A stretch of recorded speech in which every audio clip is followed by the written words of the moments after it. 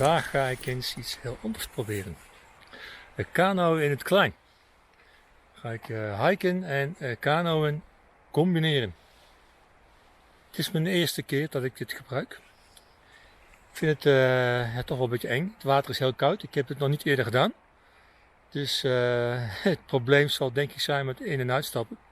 Vooral uitstappen. Om dan toch droog te blijven. Ik heb wel droge spullen bij mij. Ik ga het gewoon proberen, joh. Ik ga het gewoon proberen.